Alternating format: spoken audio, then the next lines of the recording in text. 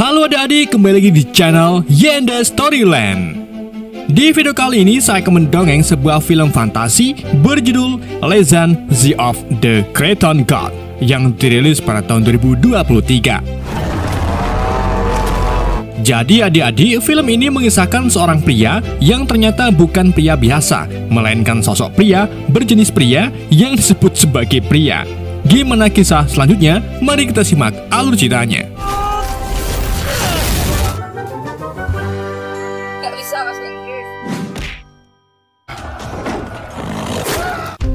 Film dimulai dengan menunjukkan Gunung Taiping, di mana Raja Chu Hui yang memimpin pasukan barbarian siap menyerang kota yang ada di bawah Gunung Taiping.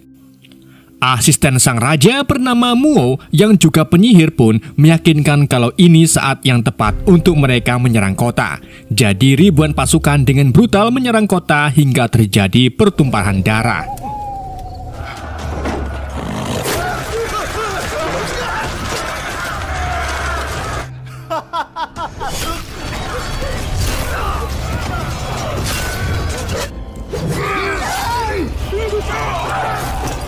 Namun, Raja Chu Hui masih belum puas dan menyuruh pasukannya untuk menyerang kota Zeke.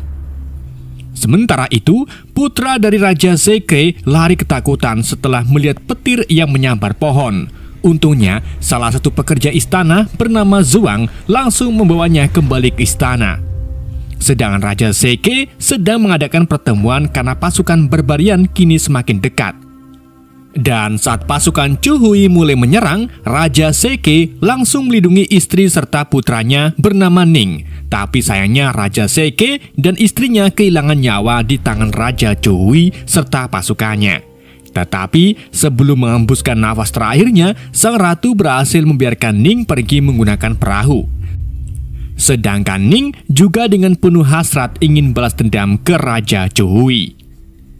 Di samping itu, Muo memberitahu mereka kalau mereka berhasil mengambil alih kendali seluruh wilayah barat pegunungan Taiping. Akan tetapi, Raja Chu Hui masih belum puas dan menginginkan lebih banyak kekuatan. Ia lalu memerintahkan pasukannya agar kembali bersiap menyerang wilayah timur Gunung Taiping. Namun, ada masalah yang harus mereka hadapi, yaitu naga hitam yang sudah menjaga wilayah timur selama ribuan tahun. Untuk menghindari si naga, Raja Chu Hui memerintahkan pasukannya agar membangun jalur rahasia bawah tanah. Meskipun membutuhkan waktu yang lama, tetapi ia tetap bertekad karena tak ingin rencananya gagal serta berisiko kehilangan nyawanya.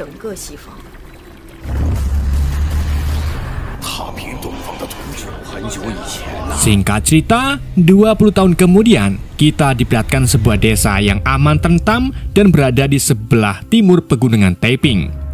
Di desa tersebut juga terdapat kakek tua yang menjadi tetua desa sedang menceritakan legenda ke anak-anak tentang Dewa Langit yang setiap abadnya memilih seorang untuk dijadikan kesatria agar bisa melindungi dan menyelamatkan manusia.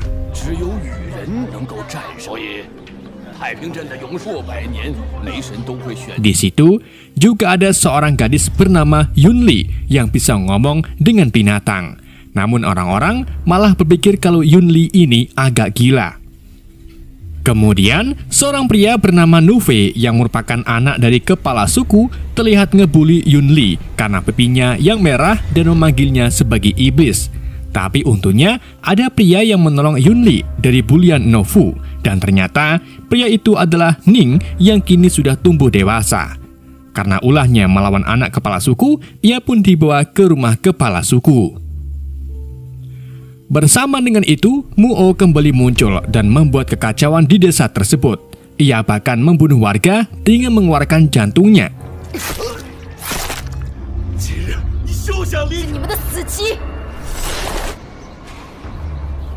Tetua desa pun langsung mengabarkan berita buruk ini ke kepala suku dan memberitahu kalau pasukan barbarian akan segera sampai di desa setelah melewati jalan rahasia bawah tanah.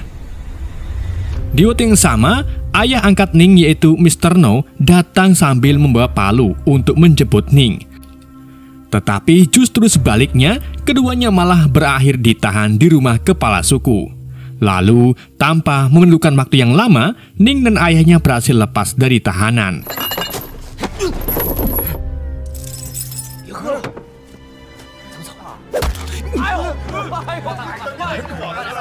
Karena tak mau ayahnya terkena masalah lagi, jadi Ning pun menarik perhatian para prajurit kepala suku agar mengejarnya.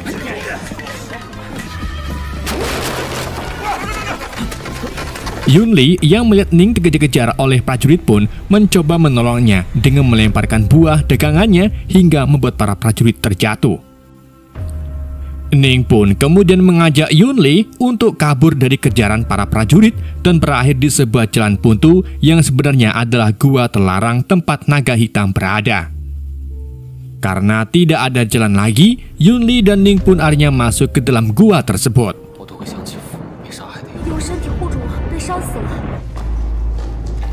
Sementara salah satu anak buah Nuve, yaitu Baijo, mengatakan tentang legenda kesatria Lik Ning yang melawan naga hitam selama 3 hari 3 malam.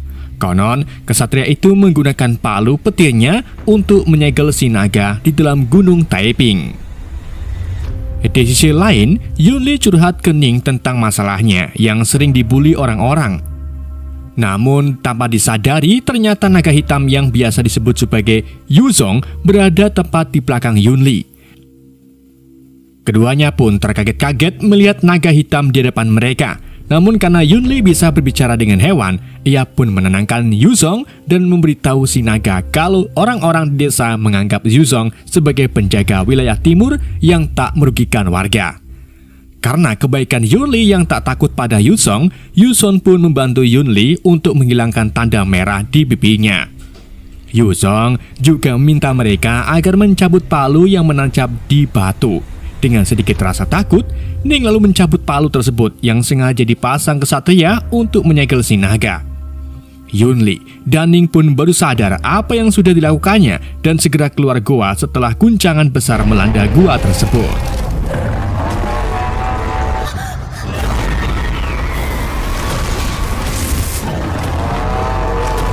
Sementara itu, di desa, para tetua mulai merasakan getaran kuat yang berasal dari gunung dan berpikir kalau Raja Chuhui mungkin akan membangunkan Yuzong.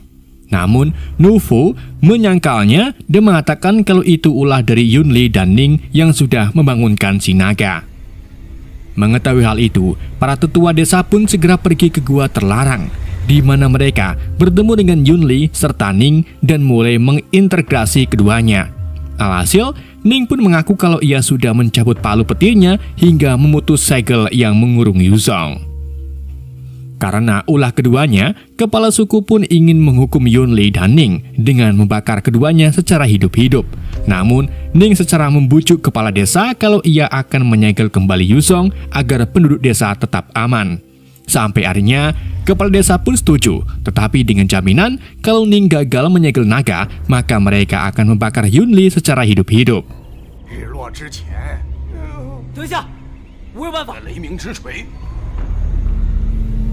Ning lalu pergi ke dalam goa dan menantang Yuzong untuk bertarung. Yuzong pun secara intens mengeluarkan apinya hingga ke pemukiman desa.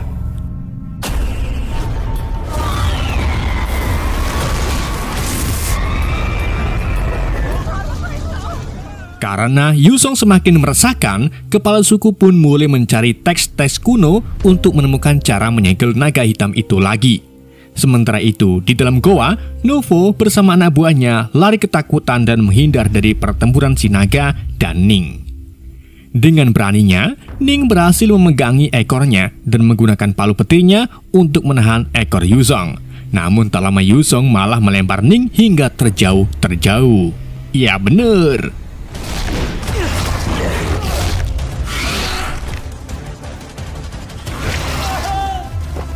Di tempat lain, para tetua desa akhirnya menemukan catatan kuno yang mengatakan kalau Yuzong hanya bisa dikalahkan oleh petir. Jadi, saat Ning bangkit lagi dan kembali siap bertarung dengan si naga, sebuah petir besar tiba-tiba muncul menyambar palu yang dipegang oleh Ning. Ketika Ning memukul palu itu ke tanah, seketika Yuzong jatuh kesakitan dan tak sadarkan diri. Begitu pula dengan Ning yang pingsan lalu menjatuhkan palunya.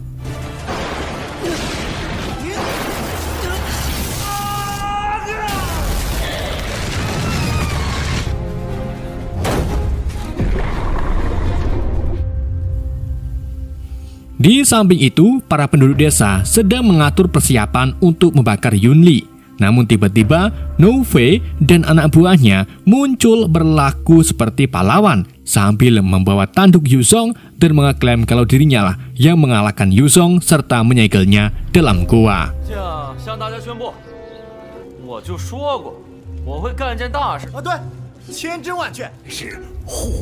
Kepala suku dan warga lainnya pun percaya sambil bersorak untuk Novo.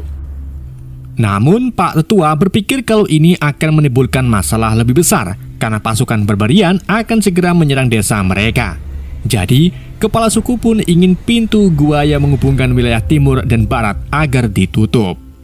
Tetapi Nove yang sombong malah mulai memprovokasi penduduk desa kalau Yunli pantas mendapatkan hukuman mati karena sudah menempatkan nyawa para warga dalam bahaya. Sampai akhirnya Ning tiba dan Nove kembali memfitnah Ning kalau ia lari saat bertarung dengan Yuzong. Mendengar bualan anaknya itu, kepala suku pun jadi marah dan memberi Ning dua pilihan, yaitu dibakar hidup-hidup atau pergi dari desa dan tak pernah kembali.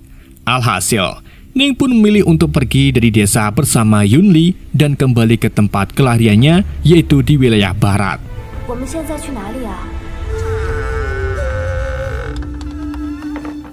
Setelah melakukan perjalanan yang cukup panjang, Ning dan Yunli akhirnya sampai di rumah masa kecil mereka, di mana ia merasa sedih karena ingat tentang masa-masa bahagianya bersama orang tuanya.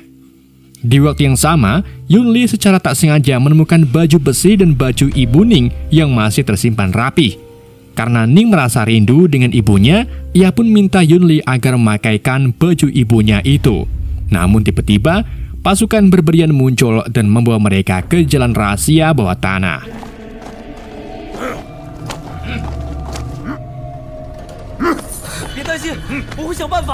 Di mana di sana, Raja Chuhui memperlakukan para pria secara buruk untuk menggali lorong bawah tanah.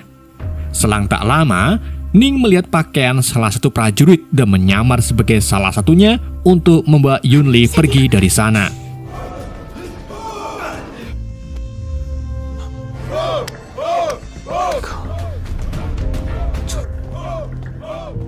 Akan tetapi, mereka dikejutkan dengan munculnya segerombolan gagak milik penyihir Muo. Ditambah lagi, munculnya serigala serta salah satu anggota pasukan yang akhirnya mendorong Ning ke jurang.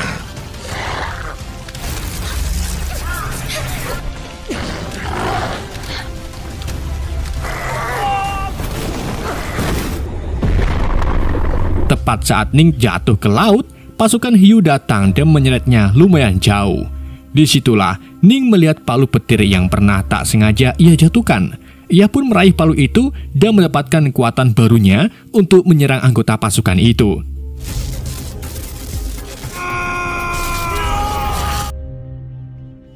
Sementara itu, si penyihir Muo tahu kalau Yunli memiliki jantung istimewa yang diberikan oleh Dewa Surga. Ia lalu menggunakan kekuatannya untuk menerawang apa yang sudah dilalui oleh Yunli selama di desa. Muo juga mengetahui kalau naga hitam itu sudah tidak ada lagi di pegunungan Taiping, sehingga memberi pasukan Barbarian untuk menyerang wilayah timur secara langsung. Di sisi lain, Ning kembali untuk mencari Yunli, namun ia tak menemukannya di sana. Jadi Ning pun membebaskan semua tahanan dan mengambil baju besi ayahnya. Namun tiba-tiba serigala putih kembali muncul dan langsung menyerang Ning.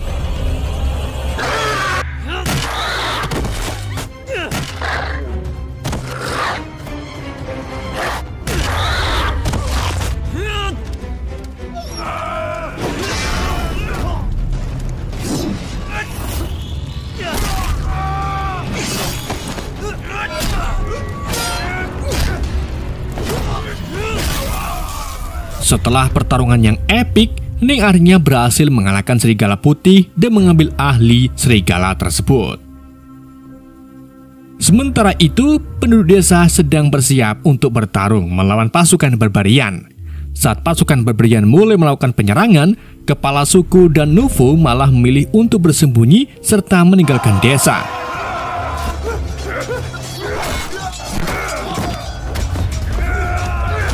Situasi desa pun menjadi sangat kacau, tapi untungnya Ning segera datang dengan menunggangi serigala putih untuk menyelamatkan ayah angkatnya yang sudah sekarat. Ia lalu menggunakan palunya dengan hanya satu pukulan untuk menjatuhkan pasukan barbarian. Ayah angkat Ning pun merasa senang karena melihat Ning kembali ke desa. Sebelum akhirnya ayah angkat Ning mengembuskan nafas terakhirnya. Kini, Ning dan para warga desa memilih bersatu dan berjuang untuk mempertahankan wilayah timur. Dan saat peperangan antara warga desa dan pasukan barbarian terjadi, ternyata Muo tahu kelemahan Ning. Jadi, ia dengan kejam mengambil jantung Yunli hingga membuatnya sekarat secara tragis di hadapan Ning. Tak sampai di situ saja, Muo juga mendorong Yunli sampai jatuh ke bawah jurang. Ning yang melihat itu pun tak tinggal diam dan langsung melompat untuk menyelamatkan Yuli. Dalam situasi seperti ini, tiba-tiba kekuatan dahsyat muncul di mana Ning mendapatkan sayap untuk terbang. Ternyata itu ulah Dewa Langit yang sering dibicarakan orang-orang. Dewa Langit muncul setiap 100 tahun sekali untuk memilih kesatria. Sayangnya, Yuli tak bisa bertahan lebih lama lagi, dan sebelum meninggal, ia memberitahu keinginannya untuk hidup dengan tenang tanpa dibully siapapun.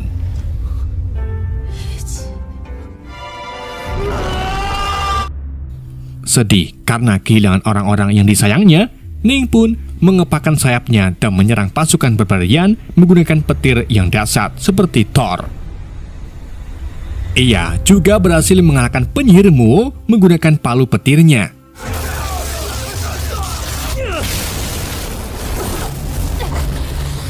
Raja Chuhui pun menjadi murka dan mengajak Ning untuk duel. Keduanya lalu saling menyerang menggunakan senjata masing-masing. Sampai akhirnya Ning berhasil mengalahkan Raja Chuhui menggunakan palu petirnya.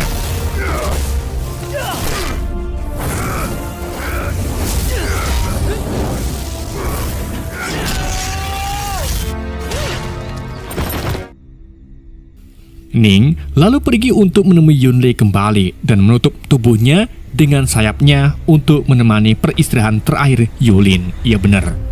Sampai akhirnya waktu pun terus berlalu dan keduanya berubah menjadi batu. Namun tiba-tiba petir kuat menyambar batu tersebut hingga menghancurkannya, dan terlihat seorang bayi kesatria Lik Ting terlahir kembali untuk memenuhi misinya melawan musuh-musuh yang kejam. Film pun berakhir. Oke guys, itulah alur cerita film Legend Sea of the Creating God. Semoga kalian terhibur dengan alur cerita yang saya bawakan. Mohon maaf jika admin salah banyak salah. Ya benar. Sekian dari YND, sampai jumpa di video berikutnya.